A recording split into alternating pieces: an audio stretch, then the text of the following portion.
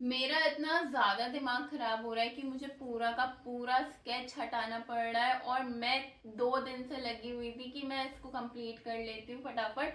But अब जब मुझे हटाना पड़ रहा है ना, तब समझ में आ रहा है कि कितनी प्रॉब्लम हो रही है। Hello everyone, welcome back to my new video. तो लास्ट टाइम तो हमने इसकी फिटिंग करी थी पूरे के पूरे की, ठीक है, लेकिन आज मैंने सोचा चलो स्केचिंग कर लेते हैं, फिर हम अपना कलरिंग वगैरह स्टार्ट करेंगे। और स्केचिंग करना तो मेन है, ये तो आपको पता ही है।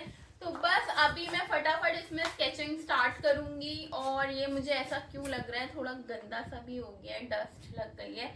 तो व्हाइट कैनवस है ना, तो ऐसा हो ही जाता है। तो चलो जल्दी से स्टार्ट करते हैं स्केचिंग को। तो मुझे लग रहा है ना कि मुझे ऊपर बैठ के ही अभी स्केचिंग करनी पड़ेगी। सबसे पहले काम जो मेरा है, सबसे पहला काम, मुझे कैनवस की बैलेंसिंग करनी है। और वो कैनवस बैलेंसिंग मुझे थोड़ा ऊपर रह के ही करना पड़ेगा।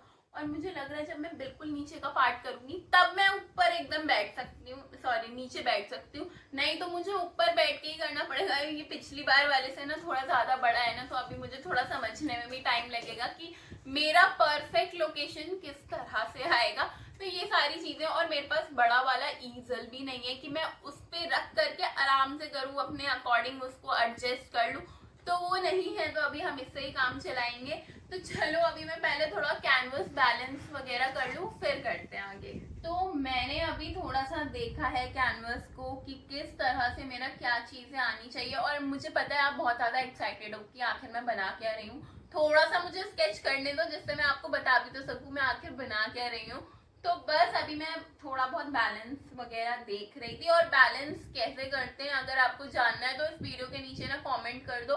तो मैं आपको नेक्स्ट वीडियो में बता दूंगी कैनवस की बैलेंसिंग किस तरह से करी जाती है। तो अभी मैं यहाँ पे कृष्ण जी को बना रही हूँ। मैंने सोचा चलो पहले इनका स्ट्रक्चर कर दिया जाए और सारी चीजें। और पता है मैं नॉर्मल ग्रिप में बना रही हूँ ना, तो इसका देखो कितना अच्छा पॉइंट है। तो उससे ज्यादा अच्छे से बन जा रहा है। तो मैं नहीं चाह रही कि प्रॉपर लाइंस वगैरह आए। बट हाँ, यहाँ पे जब मैं फेस पे काम करूंगी तब मैं थोड़ा इसका यूज कर लूंगी, वैसे तो नहीं करने वाली। तो मैं यहाँ पे राधा कृष्ण की पेंटिंग बना रही हूँ। तो मैंने थोड़ा सा फेस का इनका दे दिया है। और अभी मैं फटाफट स्केचिंग इसकी कर रही हूँ। बाकी सारा प्रोपोर्शन मैंने अपना चेक कर लिया है कि कहाँ पे क्या चीजें कितनी हद तक जाएंगी। और हमारा नेगेटिव स्पेस तो सारा छूट ही गया है। तो मुझे अभी इनके पैर पे काम करना है, और ये लिटरली बहुत ज्यादा भारी है। आधी सांसें तो मेरे को इसको उठाने में मेरी फूल जाती है, क्योंकि इतना हैवी मुझसे उठाया भी नहीं जाता है। तो मुझे इनका थोड़ा पैर का लुक देना है ना, तो इसीलिए मैं थोड़ा ये हिला रही थी, क्योंकि मेरे से ना ज्यादा नीचे नहीं झुक पा रही थी और बन भी नहीं रहा था।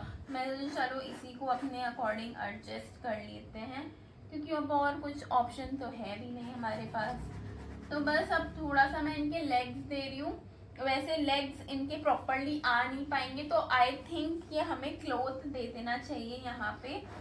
और पैर में जहाँ तक है वो ऑफ कर दूंगी। तो यहाँ पे पता है अभी इसका बाल चिपक गया था जब मैंने ये जेसो का लेयर अप्लाई किया था ना, तो ये पूरा हट गया है अभी तो, लेकिन ये लाइन आ गई है। बट कोई बात नहीं। बट मैंने उस दिन पता है काफी हद तक ये निकाल दिया था, जहां जहां भी लगे थे, बट यही रह गया था। और पता अभी क्या हुआ, जब मैंने ऐसे पीछे की तरफ कैनवस को किया था, तो ये थोड़ा सा यहाँ से ये देखो ऐसे लूज हो गया है। और ये गड़बड़ हो गई थोड़ी सी मेरे से।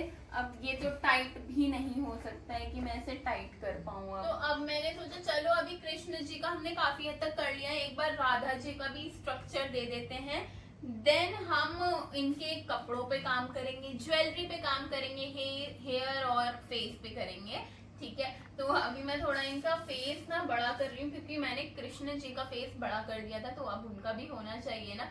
तो बस इसीलिए मैं उनका फेस भी थोड़ा सा बड़ा कर रही हूँ।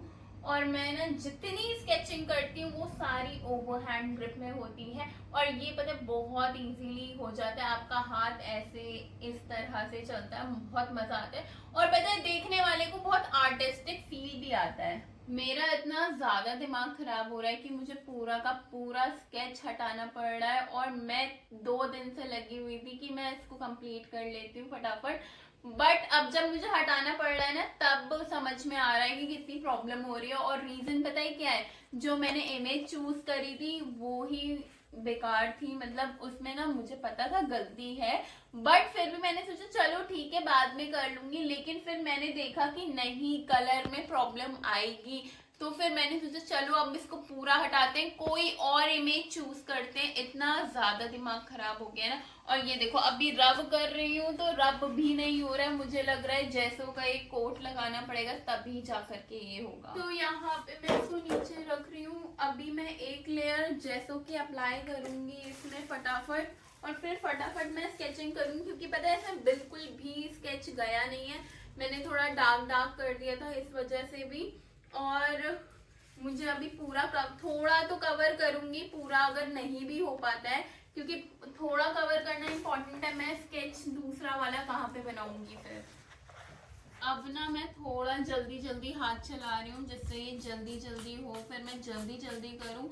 इतना टाइम वेस्ट हुआ है ना मेरा इसकी वजह से। एक तो ये बोर्ड ना टाइम पे बन के नहीं आया जो इसके पीछे लकड़ी वाला लगा हुआ है, ठीक है। उसके बाद क्या होता है कि ये जब मैंने स्टार्ट किया तो मुझे ढूंढने में भी चीजें टाइम लगा, बट ठीक है मैंने टाइम पे सारी चीजें फिर भी कर ली। लेकिन होता क्या है ना कि आपको फिर भी अपना मार्जिन लेके चलना पड़ता है, ठीक है। तो मैंने सोचा चलो ठीक है सही जा रही है अभी तक चीजें, लेकिन मुझे क्या पता था कि हर पेंटिंग में मेरे साथ कुछ ना कुछ चीजें होती ही हैं।